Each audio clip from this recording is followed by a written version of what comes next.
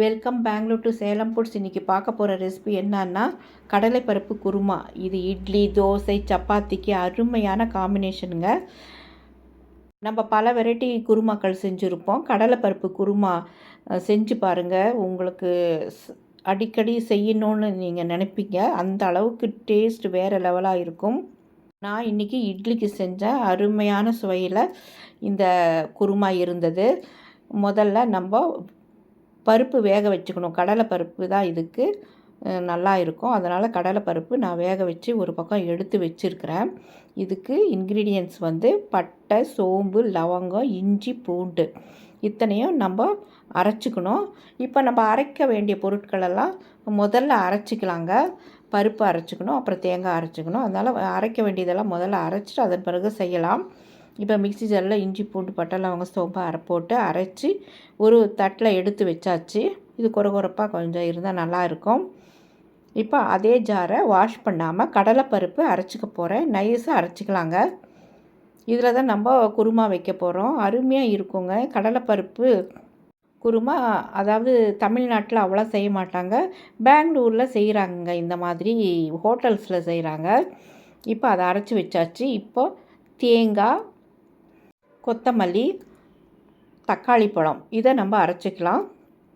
இதே அரைச்சி ஒரு பக்கம் எடுத்து வச்சிடலாம். இப்போ ஒரு கடாயில் ஆயில் ஊற்றிட்டேங்க. எண்ணெய், கடுகு சேர்த்தியாச்சு.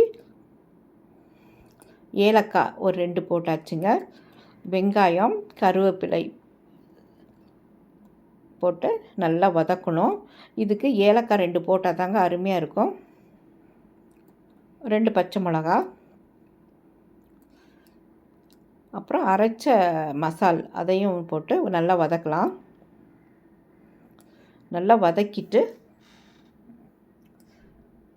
அதன் பிறகு உப்பு சேர்த்து நம்ம வதக்கணும். இதை அடிப்பிடிக்காமல் நல்லா வதக்கணுங்க. இந்த ஸ்டீல் பாத்திரத்தில் நம்ம செய்யும்போது கொஞ்சம் பிரச்சனையாக தான் இருக்கும். இப்போ நான் கொத்தமல்லியும் போட்டு இதில் வதக்கிட்டுருக்கேன். தக்காளி பழம் 1 போடுறேன். அரைக்கும் போது 1 போட்டாச்சு, வதக்கும் போது 1 போடுறேன். அப்போ தான் நல்லாயிருக்கும். ஒரு பிரிஞ்சி இலையும் போட்டாச்சு. பிரிஞ்சி இலை போட்டால் அவ்வளவு ஒரு வாசனை நல்லா இருக்குங்க. தூக்கலாக இருக்கும் குழம்பு வாசனை.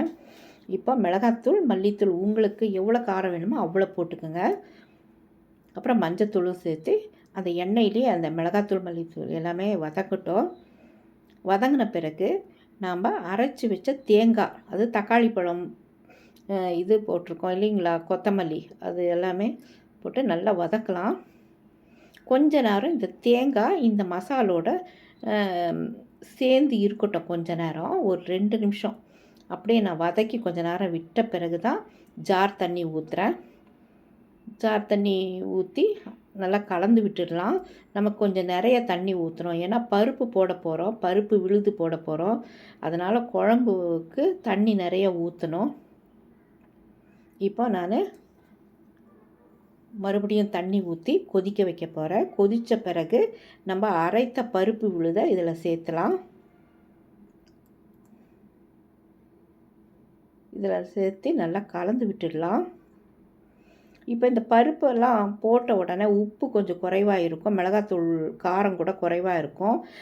நீங்கள் டேஸ்ட் பண்ணி பார்த்து மிளகாத்தூள் போட்டால் போடுங்க, இல்லாட்டி காரம் போதும்னா விட்டுடுங்க. நான் உப்பு போட்டிருக்கேன், ஏன்னா உப்பு கொஞ்சம் குறைவாக இருந்தது, அதனால் உப்பு மறுபடியும் போட்டு நல்லா கலந்து விட்டுடலாம். கலந்து விட்டு நல்லா கொதிக்கணுங்க. ஒரு 1/2 ஸ்பூன் நெய் போட்டிருக்கேன். நெய் ஆப்ஷன் தாங்க, நீங்கள் போட்டால் போடுங்க, இல்லைன்னா விட்டுடுங்க. இப்போ கொத்தமல்லி, கருவேப்பிலை போட்டு ரெடி ஆயிடுச்சு. பெங்களூர் டு சேலம் ஃபுட் சேனலுக்கு ஒரு சப்ஸ்கிரைப் பண்ணிவிட்டு ஒரு லைக் கொடுங்க. தேங்க்யூ ஃபார் வாட்சிங்.